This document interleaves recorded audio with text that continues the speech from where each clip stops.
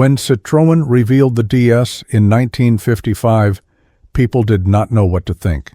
The car looked like a spaceship that landed in Paris. It had a sleek aerodynamic shape that seemed pulled from science fiction, and underneath sat a special hydraulic suspension nobody had ever seen before. Citroën boasted that the DS gave an unprecedented level of comfort and safety. The ride felt like you were floating on air, but at first, the DS had some quality issues. Engineers quickly fixed them, and to prove the car was tough and reliable, Citroën decided to enter it in hard rally races. Just months after the DS debuted, the company entered the famous Monte Carlo Rally in 1956. This was a bold move. Monte Carlo was one of the toughest events of the year, with ice, snow, and mountain passes that destroyed fragile cars. Yet the DS did surprisingly well. One DS finished 7th overall, and all the DS cars that started actually managed to reach the finish line. For a brand new car with experimental technology, this was huge.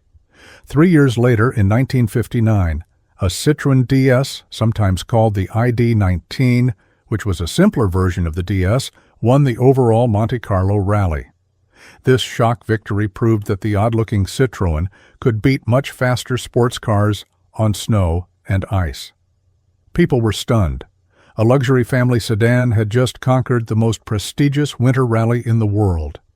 The DS kept winning after that. The rally team took the European Rally Championship in 1959 and won Monte Carlo again in 1966. The secret was clever engineering. The DS used a hydropneumatic suspension system. This meant pressurized fluid and nitrogen spheres instead of traditional metal springs. The system let the wheels move freely over bumps, so the car stayed very stable on rough roads. Drivers found it almost magical.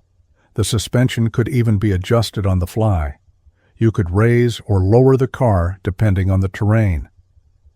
One famous story from 1972 shows just how tough this system was. Rally driver Björn Waldegård had a DS that lost a tire during the race. Most cars would stop immediately. A missing wheel usually means game over. But Waldegård simply raised the DS suspension to the highest setting and kept driving on 3 wheels. The strong suspension held up the car, and he continued the stage. This kind of durability was unheard of. No other car could pull off something like that. Over 20 years, from 1955 to 1975, the DS proved to be one of the most unlikely yet effective rally cars in history. It showed that a family sedan designed for comfort could conquer mountain passes and snowy roads when the conditions got brutal. The DS racked up many surprising results thanks to its smooth ride and reliable build. Its rally success turned Citroën's image around and made the DS a legend on and off the road. What started as a risky experiment became a rally icon that nobody saw coming.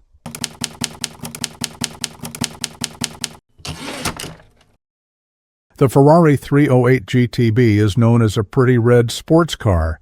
You see it in posters on bedroom walls and parked outside expensive restaurants.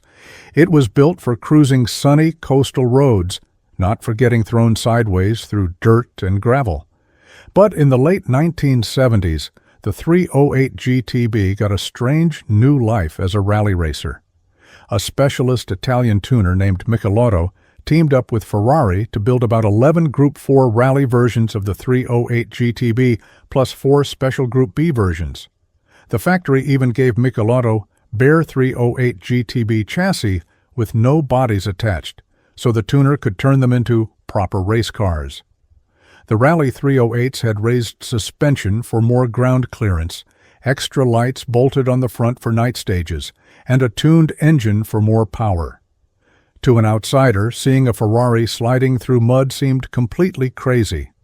Yet the Ferrari 308 rally cars proved they could actually compete. Their first win came at the 1979 Monza Rally, driven by Raffaele Pinto, often called Lele Pinto. This happened only a year after the cars first appeared. A very quick success for such an unusual project. Over the next few years, the 308 GTB won many races in Italy and across Europe. Jean-Claude Androuet, a veteran rally champion with decades of experience, drove a 308 to victory in the Tour de France automobile in 1981 and again in 1982.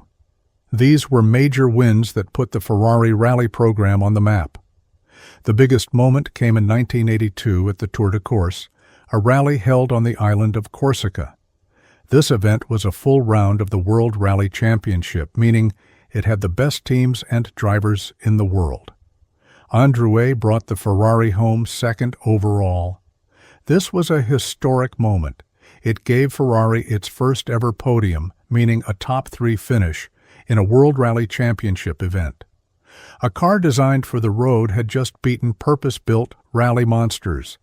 Ferrari and Michelotto did not build many of these cars. They were handmade special race cars, and each one took serious effort to construct. But every single one was highly capable. By the early 1980s, the Group 4 308s had roughly 300 horsepower and weighed around 950 to 960 kilograms. That was surprisingly light for a Ferrari race car. The combination of power and low weight made them competitive on tight, twisty stages. In 1983, as racing moved to the new Group B rules, Michelotto even began developing turbocharged and 4-valve versions of the 308 to keep up with the competition.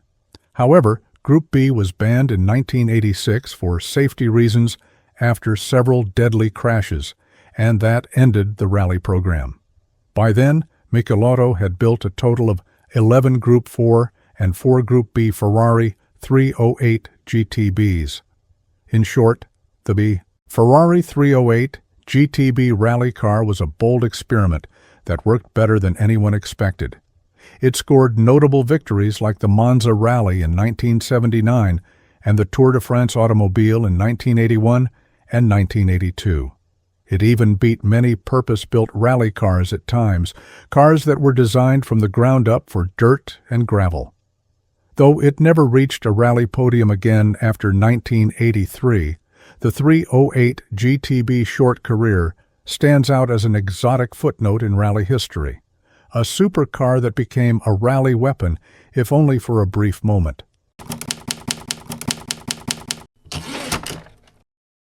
The Skoda 130 LR was a tiny rally car from Czechoslovakia. It measured only 4 meters long, which is shorter than most modern hatchbacks. It had a rear-mounted 1.3-liter engine, sitting right behind the driver. In the mid-1980s, it ran under the new Group B rules, but in the smaller class for cars up to 1,300 cubic centimeters. This meant it never directly faced the big turbocharged monsters in the main class, cars with over 400 horsepower that could reach terrifying speeds. But the 130 LR was still a proper Group B car, and it had to meet the same strict homologation requirements. The 130 LR had about 130 horsepower and weighed only around 700 to 730 kilograms. That gave it a very good power-to-weight ratio, especially compared to heavier cars. Its rear-engine, rear-wheel drive layout meant it had excellent traction, especially on loose surfaces like gravel and dirt. The weight sitting over the rear wheels helped them grip, which made the car surprisingly fast in the right conditions. It was also famously reliable. While more exotic Group B cars broke down constantly, the Skoda just kept running. The 130 LR proved it could compete against much more expensive machinery. Its first big international success came at the 1985 Acropolis Rally, a very tough gravel rally held in Greece. The heat, dust, and brutal roads destroyed many cars every year. But drivers Ladislav Křeček and Borivoj Motel won their class and finished 13th overall. That might not sound amazing, but remember, this was a tiny economy car beating rally-bred machines. In the 1985 RAC Rally held in Great Britain, Skoda factory driver Johnny Hogland even finished 15th overall in his class. In 1986, the LR was even more impressive. In the 1986 San Remo Rally, which was a round of the World Rally Championship, Krejcik drove it to sixth place overall. He beat many four-wheel drive rivals that had more power, better technology, and bigger budgets. People started paying attention. This little Skoda was punching way above its weight. But the most shocking result was the 1986 Marlboro Günaydın Turkish Rally. The weather was terrible. Wet, muddy roads turned the rally into a survival test. Many powerful four-wheel drive Group B cars slid off the road or broke down in the harsh conditions. But a Skoda 130 LR, driven by Gerhard Kalnin, managed to win the entire event. He beat dozens of powerful four-wheel drive Group B cars that should have destroyed him on paper. By the end of that long rally, only 19 cars finished, and Kalnin Little Skoda was the fastest of them all. A true David versus Goliath moment. The Skoda team celebrated a singular moment, a David beating Goliath, as their undersized car outpaced machines with over 300 horsepower. Sadly, this success came just before Group B was outlawed for 1987. In late 1986, the FIA banned the big Group B cars for safety after too many accidents. This also ended the 130 LR international career. It continued in Czech national rallies for a couple more years, but it never again raced against the top international field. Even so, the Skoda 130 LR left a legacy. It proved that a cheap, lightweight rear-engine car could outrun the giants when conditions were tough. Sometimes simplicity and reliability beat raw power.